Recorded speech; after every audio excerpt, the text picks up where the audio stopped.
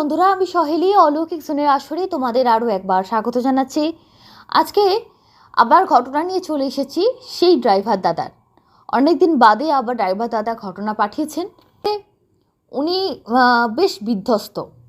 যখন উনি ঘটনাটা বলছিলেন ভয়েস মেসেজে, উনি বলছেন যে আর আমি কারোর এভাবে উপকার করতে চাই না।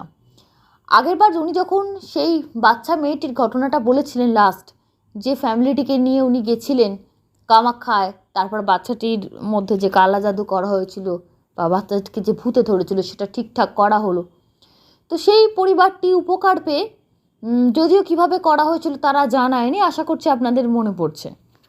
তো যাই হোক, সেই পরিবারটি ফিরে এসে উনি বলেছিলেন যে আর কাউকে বলবেন না, কারণ এইসব ব্যাপারগুলো আমি আর ঢুকতে চাই না। আমার নিজেরও পার্সোনাল অনেক প্রবলেম হয়ে যায় এইসব বিষয়গুলোতে থাকতে, মানসিকভাবেও অনেক বিধ্বস্ত হয়ে পড়ি। তো আমি এগুলোর মধ্যে আর থাকতে চাইছি না। তো সেটা বাই এনি চান্স ওনারা শোনেননি। অন্যান্যরা সবাই মানে বিষয়টাকে গোপন রাখতো, কিন্তু এনারা রাখতে পারেননি। এনারা আরও কয়েকজনের সঙ্গে বিষয়টা শেয়ার করেছেন, হয়তো ভালোভাবেই শেয়ার করেছেন যে আমরা এরকম উপকার পেয়েছি, এরম ঘটেছিল। তো সেরকমই এরোর মুখে ফিরতে ফিরতে একজন ফ্যামিলি বা স্বামী স্ত্রী একটা ছোটো বাচ্চা, তারা ওনাদের সঙ্গে যোগাযোগ করে। তারাও জানতে পারে এরকম প্রবলেম হয়েছিল, এই ভদ্রলোক নিয়ে গেছিলেন, তারপর ওরা ভালো হয়।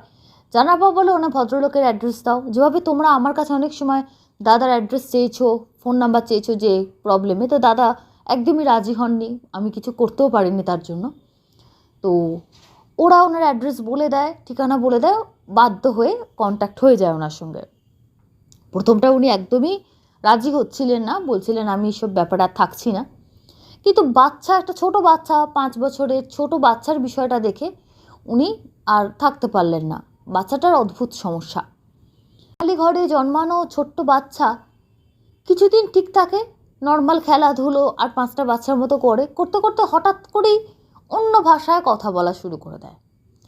অন্য ভাষায় কথা বলে, এবং উনি একটা সুন্দর কথা বললেন, দেখুন প্রতিটা পরিবার বা বর্ণ অনুযায়ী মানুষের একটু আচার ব্যবহারের তফাৎ থাকে। যেমন আমাদের বাঙালি পরিবারে যে বাচ্চাটা জন্মাচ্ছে, বেড়ে উঠছে, তার আচার আচরণ বা তার আদব কায়দা বলাটা বেশি ঠিক হবে। আবার দেখুন, শুধু রাজস্থানে একটি বাচ্চার আদব কায়দা আলাদা, বা ধর্মগত দিক থেকেও অনেক কিছু, যেমন একটি মুসলিম ঘরে বাচ্চার আদব কায়দা একরকম হবে, আমাদের একরকম, খ্রিশ্চানদের একরকম। মানে ওনার বলার বক্তব্যটা ছিল এই বাচ্চাটির আদব কায়দা, ওঠা বসা, আর যখন সে অন্য ভাষায় কথা বলতো, যে ভাষাটা ওর বাবা গুগল ট্রান্সলেট ব্যবহার করেও হদিশ করতে পারেনি। এমনি তো বাচ্চাদের কথা একটু আদো থাকে, বাচ্চাটা তখনও 5 হয়নি, 4.5 মতো চলছে আর কি। তো সেই বাচ্চাটার কথাকে যতই ঠিক করতে যাচ্ছে, বুঝতে পারছে না এটা ভাষাটা কি। বাবা মা জানে না, পাড়ায় কেউ বলে না, বাড়িতে আর কেউ নেই, এই ভাষা বাচ্চা শিখলো কোত্থেকে? মোবাইলেও এই ধরনের কোনো ভাষার কোনো প্রোগ্রাম বাচ্চা দেখে না, একটা অদ্ভুত টাইপের অন্য ভাষা। কদিন চুপ, তারপর আবার বাচ্চাটা ওই ভাষায় কথা বলা, অদ্ভুত আদব কায়দায় চলাফেরা, ওঠা বসা সব কিছু করতে লাগে, যেটা বাবা মার কাছে খুব দৃষ্টিকটু লাগে। তারা অনেক রকম বাচ্চাদের যে চাইল্ড সাইকোলজিস্ট দেখিয়েছেন, অনেক কিছু করেছেন, এমন না কিছু করেনি, কিন্তু কোনো কিছুতেই তারা কোনো উপায় বা প্রতিকার পাননি। তো আরও বেটার কিছু যাতে হয়, বেটার কিছু পাওয়া যায়, তখন সেখান থেকেই ওনাদের সঙ্গে আলাপ। ওনারা এনাদেরকে এই দাদার অ্যাড্রেস দেন, দাদার ফোন নাম্বারটা বলে দেন, যেটা দাদা একদম বারণ করেছিলেন। তারা তখন, দাদা বলেন ঠিক আছে আমি যাই, গিয়ে দেখি কি বিষয়। তো গেলেন যখন,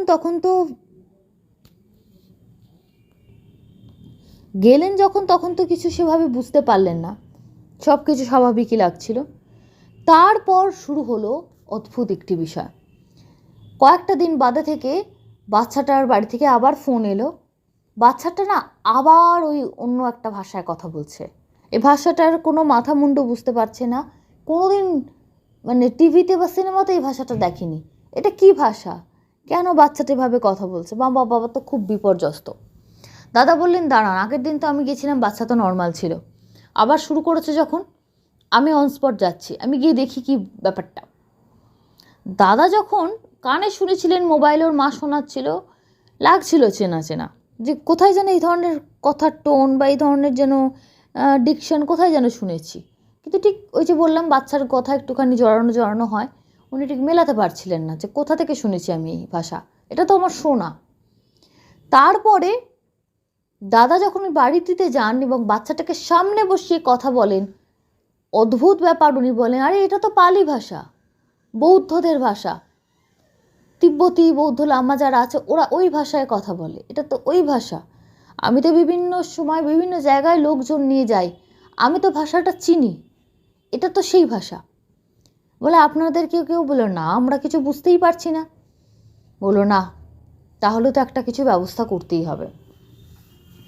কি করা যায়? বাচ্চাটিকে নিয়ে ওনারা পড়েছেন মহা সমস্যায়, কোথায় নিয়ে গিয়ে সমস্যাটা কন্ট্রোল করা যায়। ওনারা বললেন যে আপনারা অন্য কোথাও দেখিয়েছেন, বলে আমরা সব কিছু করেছি, কোথাও কোনো উপকার পাচ্ছি না। দাদা ওই ফ্যামিলিটাকে নিয়ে বুদ্ধগয়াতে যান, কারণ যেহেতু যে ভাষায় কথা বলছিল তাদের সঙ্গে ওই বুদ্ধগয়া ওই সম্প্রদায়ের যোগ আছে। ওই বুদ্ধ মন্দিরে ওখানে গিয়ে অনেক পুরোহিত থাকেন, বুদ্ধ পণ্ডিত, তাদের সঙ্গে কথা বলে একটা রাস্তা বার করতে হবে। ভাষাটা দাদা শুনেছেন, ভাষাটা জানেন এটা ওদের ভাষা, কিন্তু কী বলছে সেটা উনি বুঝতে পারছেন না। এরপর সেই পরিবারটিকে নিয়ে দাদা বুদ্ধগয়ার দিকে রওনা দেন এবং সেখানে গিয়ে ওখানকার যিনি পুরোহিত বা ভান্তে তাকে বলা হয় যে এরকম এরকম একটা বাচ্চাকে নিয়ে আসা হয়েছে, বাচ্চাটা এরকম সমস্যা। তো ওখানে আবার তাদের বললো ঠিক আছে সব কিছু হবে, এটা তো বললেই তো হয় না, নিশ্চয়ই তিনি দেখা করবেন আস্তে আস্তে। তো পরে আগে তো আপনারা থাকার ব্যবস্থা করুন। তো ওনারা থাকেন। আর ওই বুদ্ধ মঠগুলোতে একটা সব কিছু সিস্টেম আছে, সকালের খাবার, দুপুরের খাবার, রাত্রের খাবার 7:30টার মধ্যে কমপ্লিট হয়ে যায়। তো বলে আপনারা রাতের খাবারটা তাড়াতাড়ি খেয়ে নিন, কারণ এরপরে আমাদের এখানে কিছু পাওয়া যায় না বা খাবার দেওয়া হয় না, বন্ধ হয়ে যায় রান্নাঘর। ওরা রাত্রেবেলা সেই সন্ধ্যের ইভিনিং স্ন্যাক্সের মতোই রাত্রে খাবারটা ওরা খেয়ে নিল, কারণ তারপর ওখানে খাওয়ার ব্যবস্থা নেই। মেন পুরোহিতের সঙ্গে দেখা একবার করেছিল ওনারা এসেই, তো ওনারা দেখে টেকে কথা বলে চলেছেন, বলে আমি পরে ডাকবো। আচ্ছা, সেই দিন সে রাতটা কেটে গেল। বলছে পরের দিন সকালে ভোরবেলা 5টা থেকে 6টা 1 ঘন্টা ওদের প্রেয়ার চলে, ঘন্টা বাজে প্রেয়ার চলে। তো তারপরে পুরোহিত মশাই, যিনি মেন পুরোহিত, তিনি কথা বলবেন, প্রিস্ট আর কি, কথা বলবেন বাচ্চাটি তার পরিবারের সঙ্গে। তাদের ওরকমই খবর দেওয়া হয়েছে। তো ওনারা মোটামুটি উনি সব কিছু শুনেছেন, কথা বলেছেন, উনিও নিজে করলেন যে হ্যাঁ বাচ্চাটি পালি ভাষায় কথা বলছে, এটা স্বাভাবিক না বাঙালি পরিবারে। আর এত সুন্দরভাবে বলছে যেন ভাষাটা ওর নিজস্ব, কোনো টান নেই, কিছু নেই, পরিষ্কার ঝরঝরে ভাষায় কথা বলছে। তো এটা কেউ যদি বলে ইন্টারনেট দেখে শিখেছে, না, ইন্টারনেট দেখে কোনো ভাষাটা অত ঝরঝরে মাতৃভাষার মতো বলাটা অতটুকু বাচ্চার পক্ষে সম্ভব না। তাদের আদব কায়দায় চলা বসা সব কিছু, শুধু ভাষাটা বলছে তা না, বাদবাকি সব কিছু তাদের মতো করছে। তো পরের দিন যখন ওনারা গিয়ে পৌঁছান পূজার ঘরে, যেখানে পুজো হচ্ছিল, তাদের বেল বাজলো, তারা তাদের ধর্মমতে মন্ত্রপাঠ করা সমস্ত কিছু করার পর বলে যে মেন পুরোহিত তিনি ধ্যানমগ্ন হয়েছেন ভোর 4টে থেকে, গভীর ধ্যানমগ্ন হয়ে আছেন। তো তিনি ধ্যানের করে বলে রেখেছেন যে আপনারা এলে আপনাদের পাঠিয়ে দিতে। তো একটি নির্দিষ্ট রুমে ওদেরকে বসানো হয়, ওরা সবাই গিয়ে বসে। উনি আস্তে আস্তে আস্তে আস্তে প্রায় অনেকক্ষণ পরে চোখ খোলেন এবং চোখটা খোলার পর পুরোহিতের চোখটা দেখে মনে হচ্ছে যেন তার চোখ কোথায় দূরে ভেসে যাচ্ছে, অদ্ভুত একটা ঘোরের মধ্যে আছেন তিনি। ভালো করে বাচ্চাটিকে দেখলেন, দেখে বললেন একে তো একটি তিব্বতীয় বৌদ্ধ সংস্কৃতির অন্তর্গত কোনো কিছুতে কোনো আত্মা, সেই সংস্কৃতি দ্বারা কোনো আত্মাকেই বাচ্চার শরীরে প্রবেশ করানো হয়েছে। সে আত্মাই মাঝে মাঝে বাচ্চাটাকে এত ভারী হয়ে যায়, বাচ্চাটাকে টোটালি নিয়ন্ত্রণ করে, তার কথাবার্তা, তার আদব কায়দা সব কিছু সে নিয়ন্ত্রণ করে। তাই জন্য বাচ্চাটা এরকম করছে, আর এটা খুব সমস্যার বিষয়। এটাকে যদি এখন থেকে না কাটানো হয় পরবর্তীকালে কিন্তু আরও প্রবলেম হবে। এবং ওর মা বাবাকে রীতিমতো ওয়ার্নিং করা হয় যে আপনারা এখন থেকেই সচেতন হন, যেমন বলছি ভাবে চলুন, না হলে কিন্তু বুঝতেই পারছেন এটা ভালো জিনিস নয়। তো বাবা মার মুখ দেখে দাদার মনে হলো যে, বা ওনারও যিনি পুরোহিত ছিলেন তিনিও বুঝতে পারলেন যে বাবা মা কোনো কারণে এটিকে বিশ্বাস করতে পারছেন না। তাদের মনে হচ্ছে কী বলছে, ভূতে ধরেছে। তারাও ভাবছে যে এই পুরোহিত টুরোহিতদের কাছে আসলেই এই কিছু না পেলে ভূতে ধরেছে। এই ধরনের চিন্তা তাদের মনের মধ্যে তৈরি হয়েছে। আর তারা মুখে না বললেও তাদের মুখের মধ্যে একটা অবিশ্বাসের ভাব ফুটে উঠেছে। তো সেটাকে উনি দেখেছেন, নোটিস করেছেন। তারপরে বললেন যে আমি কিন্তু বলতে পারি, তবে সেটা কিন্তু একটু ব্যক্তিগত বিষয় হয়ে যাবে। তখন একটু সবাই মিলে তাকালো তার দিকে। উনি সবাইকে বললেন যে এই ঘর থেকে প্রত্যেকে বেরিয়ে চলে যাও, শুধু যারা এসেছে তারা ছাড়া প্রত্যেকে চলে যাও। তো ওই রুমের মধ্যে যারা ছিলেন বৌদ্ধ মঠের যারা, তারা সমস্ত সবাই ঘর থেকে বেরিয়ে চলে গেলেন। দাদা উঠে চলে আসছিলেন। দাদা যে সময় উঠে চলে আসছিলেন, তো ভদ্রমহিলা মানে স্বামী স্ত্রীর মধ্যে যে স্ত্রী ছিলেন, তিনি বললেন যে দাদা আপনি যাবেন না। ওনার নাম ধরে ডেকে বলে, দাদা আপনি যাবেন না, আপনি যখন নিয়ে এসছেন আপনি থাকুন, যা হয় আপনি শুনুন, আপনার সঙ্গী তো আশা। তখন পুরোহিত বলেন যে দেখুন, আমি যে যে কথাগুলো বলবো সেগুলো কিন্তু আপনাদের ব্যক্তিগত বা খুব পারিবারিক হয়ে যাবে। তো সেটা উনি একজন বাইরের মানুষ, তার সামনে বললে আপনাদের অসুবিধা হতে পারে। তো ভদ্রমহিলা ভদ্রলোক বলে, না না না, কী এমন আমাদের ব্যক্তিগত, আমাদের তেমন কিছু নেই যে বললে আমাদের অসুবিধা হবে, এমন কিছু আমাদের নেই, আমরা খুব ক্রিস্টাল ক্লিয়ার ফ্যামিলি। উনি থাকুন, কোনো অসুবিধা নেই, উনি তো নিয়ে এসছেন আপনার, নাহলে আমরা এখানকার অ্যাড্রেস পেতাম কোথায়। উনি আবারও বলেন যে দেখুন, আমি এমন এমন কিছু কথা বলবো সেটা হয়তো ওনার সামনে শুনতেও আপনাদের অস্বস্তি হতে পারে, ভালো করে ভেবে দেখুন, আপনাদের খুব ব্যক্তিগত কিছু বিষয় জড়িত আছে এই বিষয়টার সঙ্গে, যেটা আমি বলতে যাচ্ছি বা বলবো। তারা আবার বললেন যে আমাদের তেমন কিছু নেই যে উনি শুনলে আমাদের অসুবিধা হবে, এমন কিছুই আমাদের পরিবারে নেই, তো আপনি নিঃসন্দেহে বলতে পারেন, কোনো অসুবিধা কিছু নেই। আবারও সে একই কথা বললেন। এইবার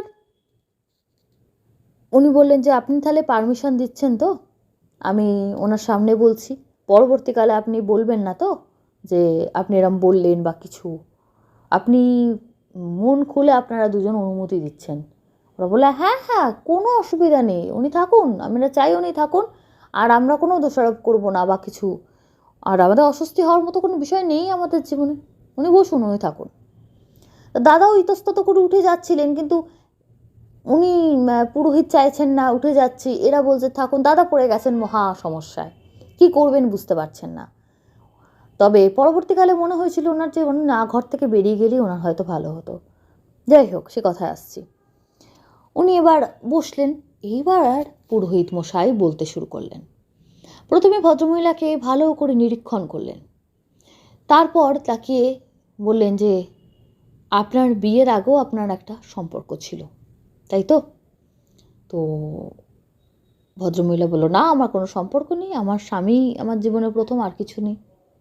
উনি বললেন না, মাথা নেড়ে আস্তে করে বললেন, না আপনি ভুল কথা বলছেন, ইনি আপনার জীবনের একটা সম্পর্ক নয়, এর আগে আপনার একটি সম্পর্ক ছিল, স্বীকার করুন, আমি সব জানি, বুঝেছি।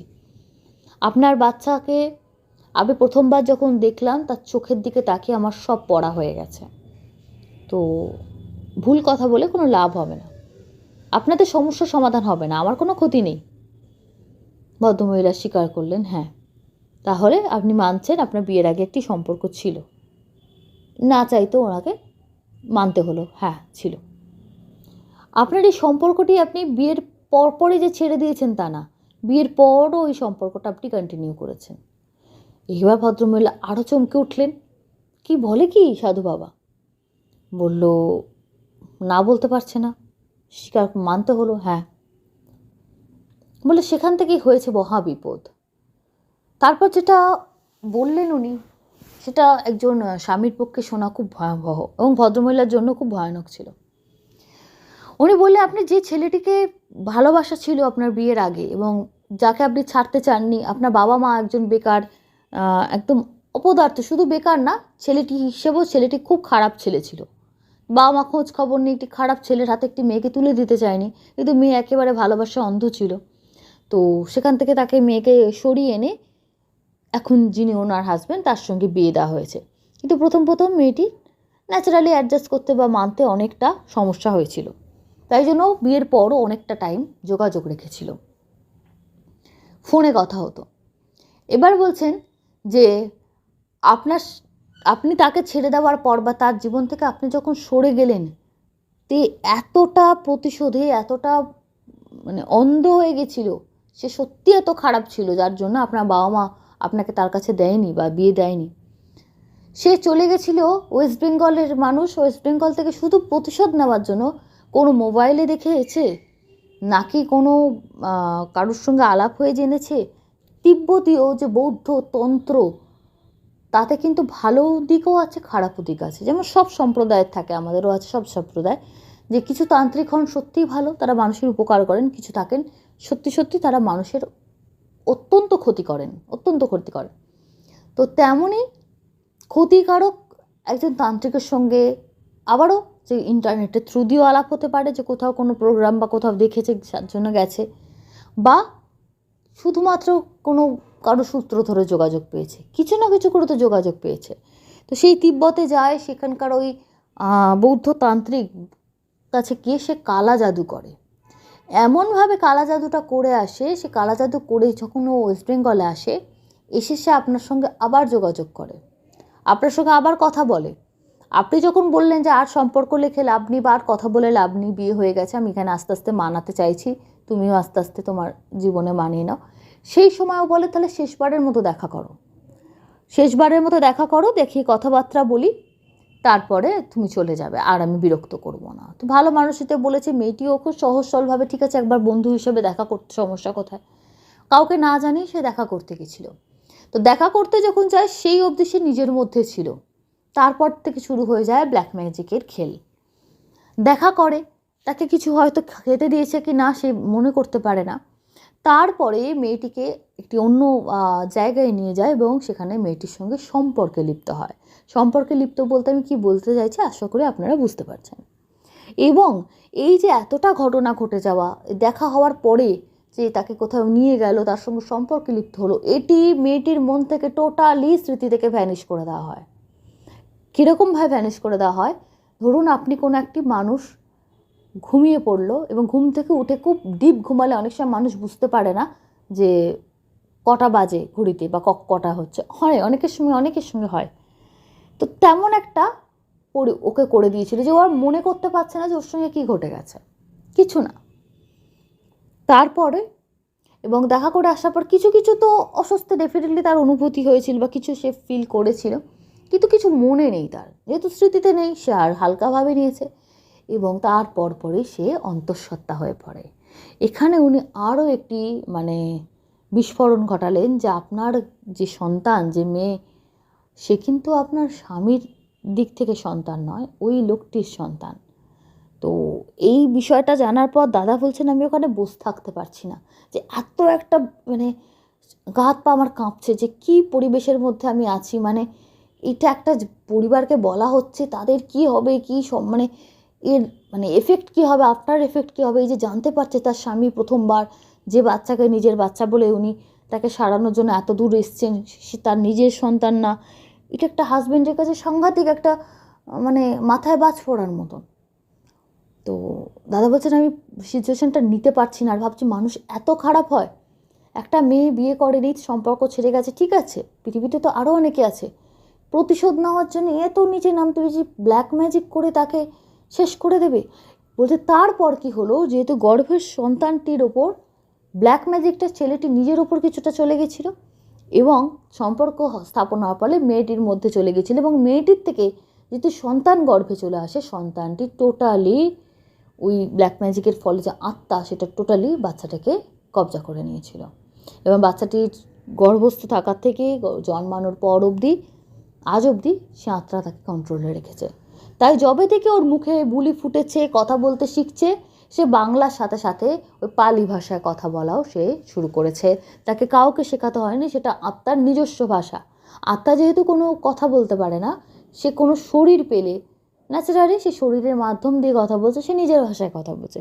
যখন সে আরও চেপে ধরছে, তার তার মতন কথা বলছে, তার মতো হাঁটছে চলছে, এবং এটা করেছিল যাতে মেয়েটির সংসারটা নষ্ট হয়ে যায়, যে কিছু একটা হবে, তারপরে এরা জানতে পারবে, মেয়েটিকে বাড়ি থেকে তাড়াবে বা মেয়েটি লজ্জায় নিজের জীবন শেষ করে দেবে, শিশুটিকে কিছু ক্ষতি হবে, ক্ষতি করার জন্য এই ড্রামাটা টোটালি সাজিয়েছিল। কিন্তু ওই যে যার মাথার ওপর ভগবান আছেন, স্বামীটি শুনে ন্যাচারালি প্রচণ্ড মন খারাপ, তিনি তো আরও মুখ চোখ লাল হয়ে গেছে, বাইরের একজনের সামনে একই শুনছেন, তাও আবার নিজের স্ত্রীর সম্পর্কে, যাকে তিনি ভালোবাসেন, আর সবথেকে বড় কথা, তার সন্তান তার নয়, ভাবতে পারছেন না।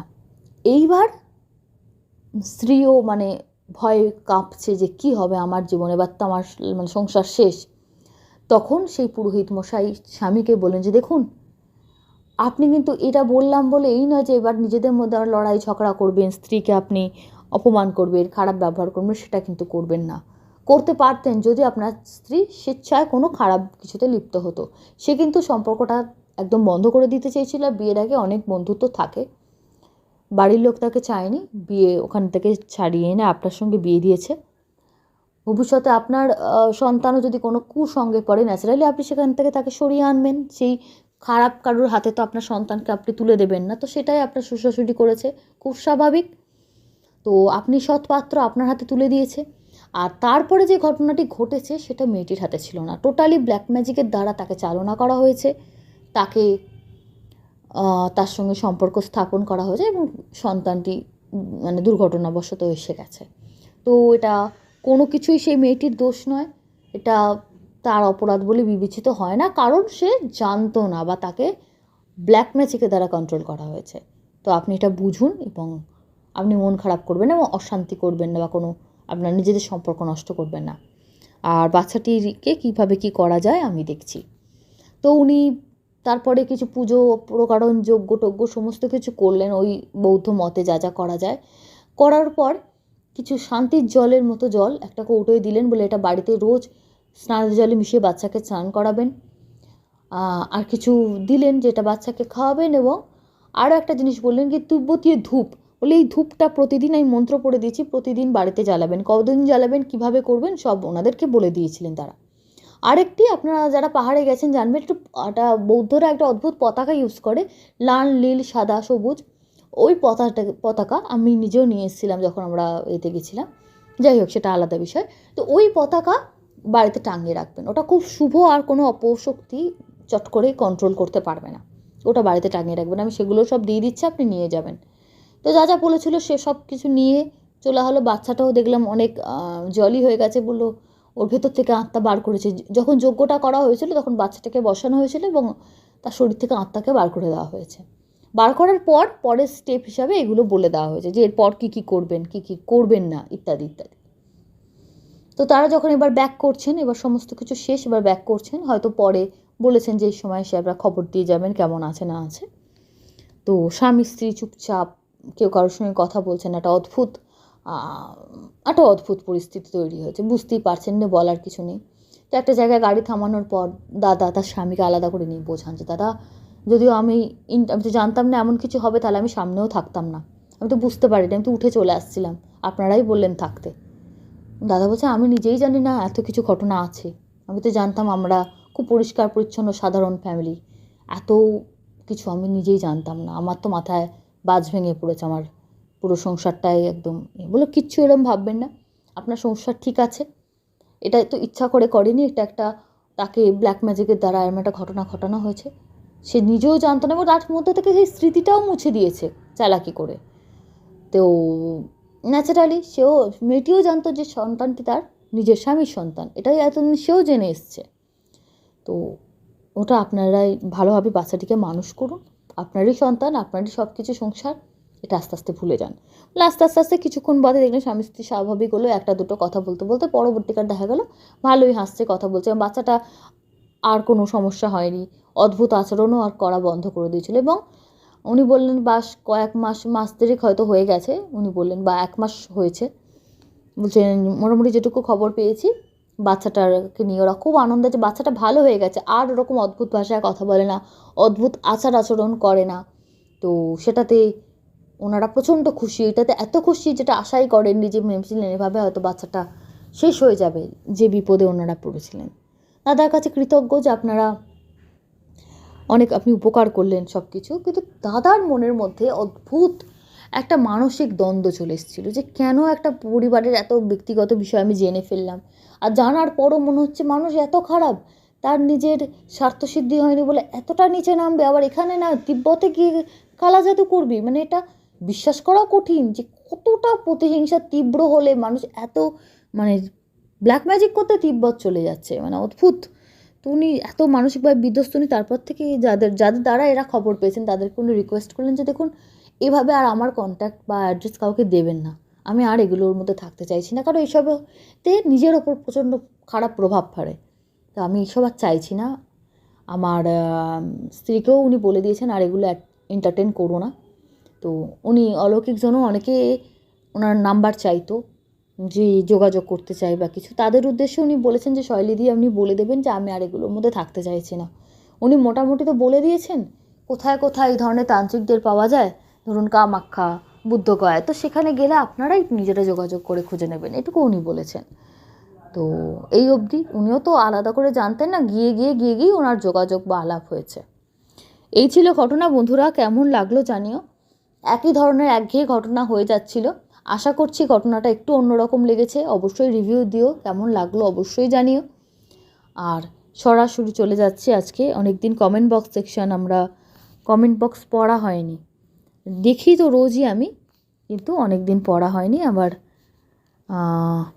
কমেন্ট করেছেন গীতা গোস্বামী, কমেন্ট করেছেন অমিত ভট্টাচার্যী, আরও যারা যারা কমেন্ট করেছেন একটু এক নজরে একটু দেখে নিই।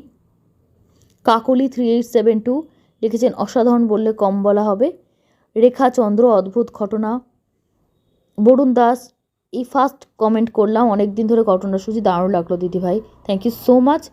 পাপিয়া পোদ্দার লিখেছেন খুব ভালো লাগলো ঘটনাটা, খুব কষ্টকর, তোমার প্রেজেন্টেশনে যে কোনো ঘটনা মন ছুঁয়ে যায়, ধন্যবাদ আপনাকে, অসংখ্য ধন্যবাদ। সুচিস্মিতা দাস খুব ভালো লাগলো। শিবপান লিখেছেন দারুণ অপূর্ব। ঈশানী সেন লিখেছেন অনেক কষ্টের, অনেক বিষাদ, কোনো জীবনেই এরকম ঘটনাটা দুর্ভাগ্যজনক লিখেছে। সর্বরী সান্যাল লিখেছেন মর্মান্তিক, সত্যি খুব অলৌকিক, আমারও মনে হয়েছে। অমিত মুখার্জি, রিকা লিখেছেন মন ছুঁয়ে গেল।